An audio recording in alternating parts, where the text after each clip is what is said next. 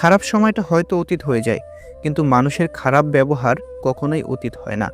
চোখের জলটা সহজেই মুছে ফেলা যায়, কিন্তু চোখ থেকে জল পড়ার কারণটা মুছে ফেলা যায় না।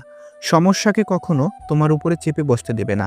হতাশ না হয়ে তুমি দেখো স্বপ্ন পূরণের কতটা কাছে তুমি এলে। সময় আর শিক্ষক আমাদের শিক্ষা দেয়। শিক্ষক সব শিখিয়ে পরীক্ষা নেয়, আর সময় পরীক্ষা নিয়ে তারপর শিক্ষা দেয়। স্বামীর থেকে বড় আপন এই পৃথিবীতে কেউ হতে পারে না। আজ আপনি স্বামীর ঘরে ভালো থাকবেন, সুখে থাকবেন, আপনার পাশে সবাই থাকবে। কিন্তু স্বামীবিহীন অসহায় হয়ে পড়লে দেখবেন আপনার ছায়াটাও আপনার পাশে থেকে সরে গেছে।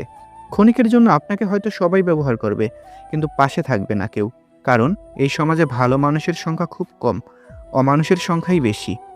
তাই আপনার স্বামীর থেকে কাউকে আপন মনে করে ভুল করবেন না। আপনাকে আগলে রাখলে এই মানুষটি রাখবে, যে কালিমা পড়ে আপনার দায়িত্ব নিয়েছে। সুতরাং স্বামী যেমনই হোক, তার থেকে আপন দুনিয়া আর কেউ হতে পারে না, হবেও না।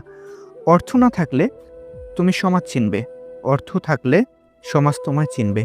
কখনো কখনো সব সত্যিটা জানার পরেও চুপচাপ মিথ্যেটা শোনার দরকার।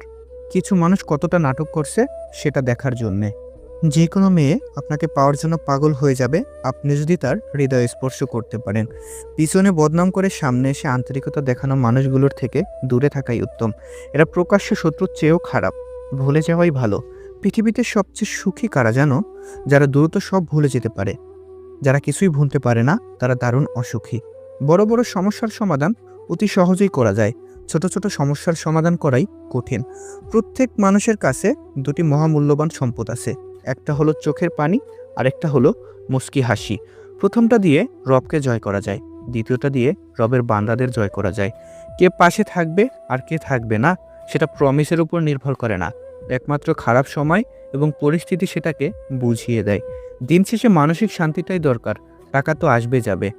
আপনি যেটাকে নিজের যোগ্যতা ভাবেন, তা আসলে রবের দয়া। তিনি দয়া করেন বলেই আপনি কাজটি ভালো পারেন।